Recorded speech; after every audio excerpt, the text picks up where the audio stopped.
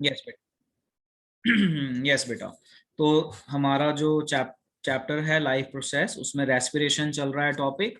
और आज जो हम टॉपिक करने वाले हैं बेटा, इस टॉपिक का नाम है रेस्पिरेशन इन प्लांट्स। अब देखो, जैसे ह्यूमन में रेस्पिरेशन होती है, तो रेस्पिरेशन में क्या होता है? Exchange of gas plus oxidation of food. ऐसे ही प्लांट्स में होता है, प्लांट की रेस्पिरेशन में भी एक्सचेंज ऑफ गैस होता है, साथ ही साथ ऑक्सीडेशन ऑफ फूड होगा। अब जैसे प्लांट का फूड होता है ग्लूकोज या शुगर या कार्बोहाइड्रेट आप बोल दो, तो जब इसको ऑक्सीजन मिलती है, प्लांट्स के अंदर की बात कर रहे हैं आप, ध्यान रखना, यानी प्लांट्स के अंदर भी जो रेस्पिरेशन है वो ह्यूमन बीइंग की तरह ही है काफी हद तक।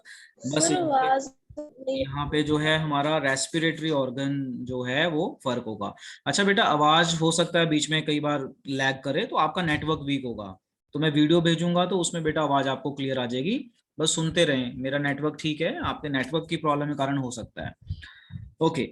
सो जैसे रेस्पिरेशन का मतलब होता है ऑक्सीडेशन ऑफ फूड और ब्रीदिंग। ब्रीदिंग, ठीक है ना, एक्सचेंज ऑफ गैसेस। तो प्लांट्स में भी एक्सचेंज ऑफ गैसेस होता है, और ग्लूकोज की ऑक्सीडेशन होती है जिसमें वाटर और CO2 और एनर्जी बनता है।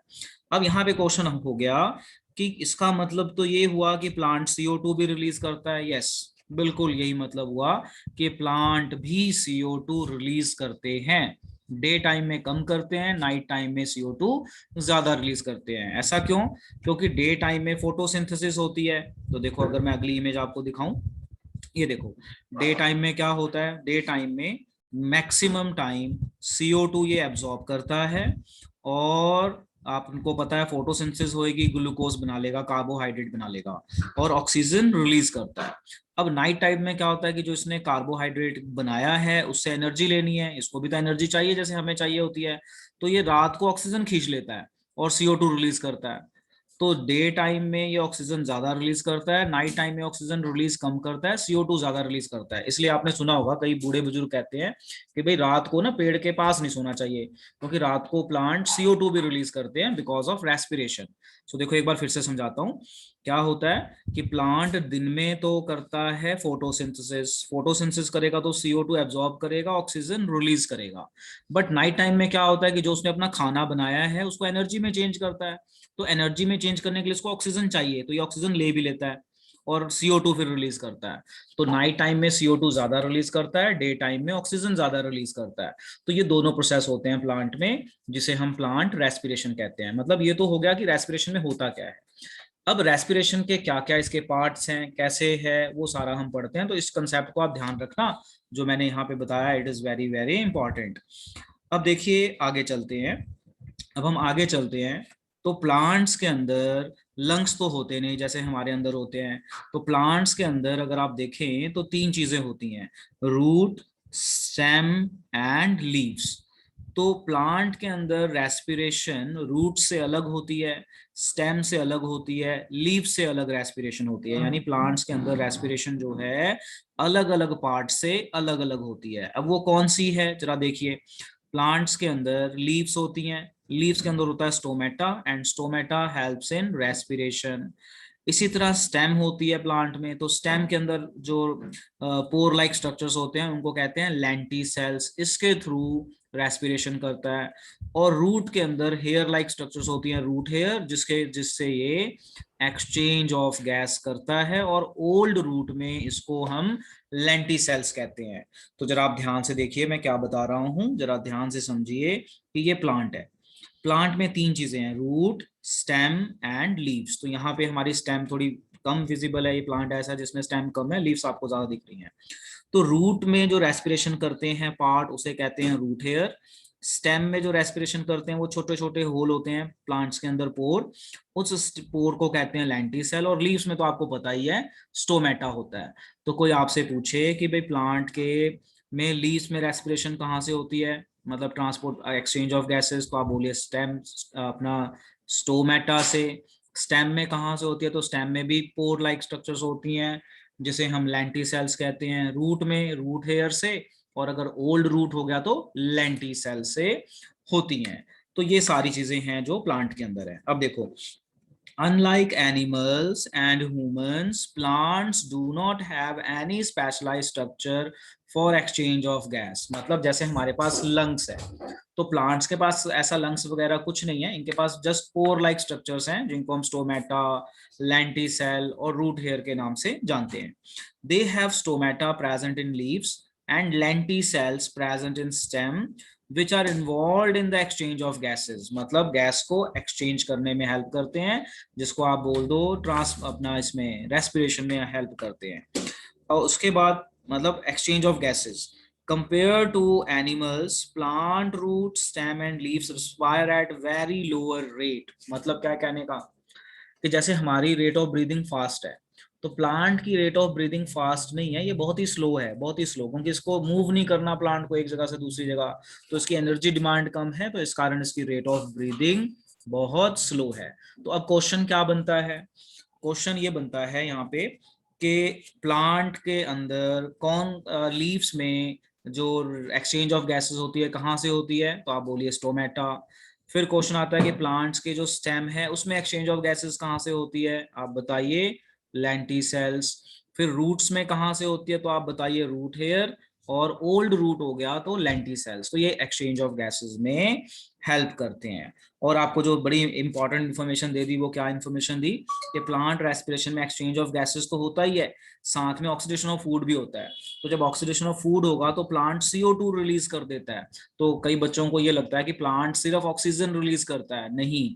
डे टाइम में ऑक्सीजन ज्यादा रिलीज करता है, नाइट टाइम में CO2 ज्यादा रिलीज करता है, क्योंकि नाइट टाइम में जो उसने फोटोसिंथेसिस की है, फूड को खाता है, वो खाता मतलब एनर्जी बनाएगा. तो एनर्जी बनाएगा तो उसको ऑक्सीजन चाहिए. जैसे आप ये रिएक्शन देखिए, ग्लूकोज हो गया, दिस इज ग्लूकोज और कार्बोहाइड्रेट, ऑक्सीजन मिली, वाटर और CO2 बना. तो अब ये जो CO2 बना ये नाइट टाइम में ज्यादा बनाता है, तो नाइट टाइम में CO2 को रिलीज करता है. और क्या क्वेश्चंस बनेंगे, मैंने बता दिया कि लीव्स का रेस्पिरेटरी पार्ट का नाम बताओ, स्टेम के रेस्पिरेटरी पार्ट का नाम बताओ, रूट के रेस्पिरेटरी पार्ट का नाम बताओ. अब देखो प्लांट की क्या खासियत है, अगर लीव्स यहाँ से एक्सचेंज ऑफ गैसेस कर रहे हैं तो वो स्टेम में नहीं जाएगी, और स्टेम कर रहा है तो रूट में नहीं जाएगी, और रूट कर रहा है तो बाकी कहीं नहीं जाएगी. यानी प्लांट्स के डिफरेंट पार्ट्स डिफरेंट डिफरेंट उसमें यहाँ ऑर्गन से रेस्पिरेशन करेंगे, और इनकी आपस में कोई मिक्सिंग नहीं होती. और ये रेस्पिरेशन में जो एक्सचेंज ऑफ गैसेस हैं ये by the process of diffusion होता है. तो डिफ्यूजन का मतलब क्या होता है, movement of gases from high concentration to low concentration. इसे हम कहते हैं अपना रेस्पिरेशन इन प्लांट्स. तो ये कुछ क्वेश्चंस हैं जो आपको बताए गए. अब आप देखो, इसी में एक एडिशनल टॉपिक बताता हूं जिसका नाम है ट्रांसपीरेशन. अब ये ट्रांसपीरेशन क्या होता है बेटा, समझिए. क्या होता है, जैसे प्लांट में लीव्स हैं, लीव्स में होते हैं स्टोमेटा. अब स्टोमेटा जब खुलेगा तो एक्सचेंज ऑफ गैस करेगा, साथ में वाटर वेपर्स भी लॉस करता है, क्योंकि देखो जो प्लांट है, प्लांट जो पानी है ना, पानी को लॉस भी करता है, वाटर को लॉस करता है. तो इसी प्रोसेस को कहते हैं transpiration. So what is transpiration? Loss of water in the form of vapor from stomata is called transpiration. तो ये चीज आपको ध्यान रखनी है, एडिशनल टॉपिक आ गया यहाँ पे. तो what is transpiration?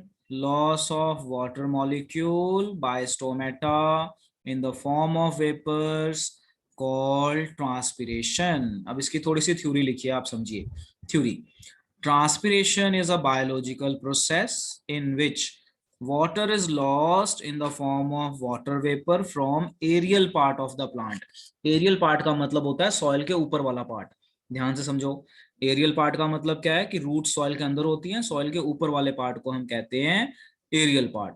This process occur mainly through stomata where exchange of gases oxygen and carbon dioxide occur. तो ये चीज है, okay. Transpiration help in transportation of water from root to the upper part of the plant and it is explained by transpirational pull theory. तो जब मैं इस chapter में आपको ट्रांसपोर्टेशन वाला टॉपिक करवाऊंगा ना, तो ट्रांसपोर्टेशन में मैं बताऊंगा कि रूट से टॉप तक पानी कैसे जाता है. Transpiration also act as excretory mechanism in plants as it help to get rid of excess of water. मतलब प्लांट के पास जो एक्स्ट्रा वाटर है उसको जितना चाहिए यूज कर लिया, जो एक्स्ट्रा वाटर है वो एक्सचेंज कर देता है एनवायरनमेंट में, छोड़ देता है इन द फॉर्म ऑफ वेपर, जिसे हम ट्रांसपिरेशन कहते हैं।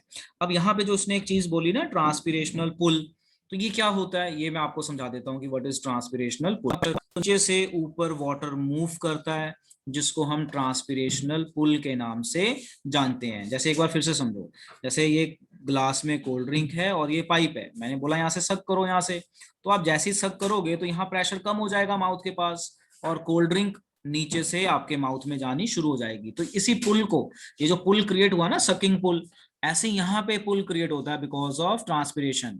उसी पुल के कारण जो वाटर है वो नीचे से सॉइल से प्लांट में ऊपर तक जाता है, जिसको हम ट्रांसपिरेशन पुल के नाम से जानते हैं। This is important. और हमने आज टॉपिक कवर कर लिया रेस्पिरेशन इन प्लांट्स।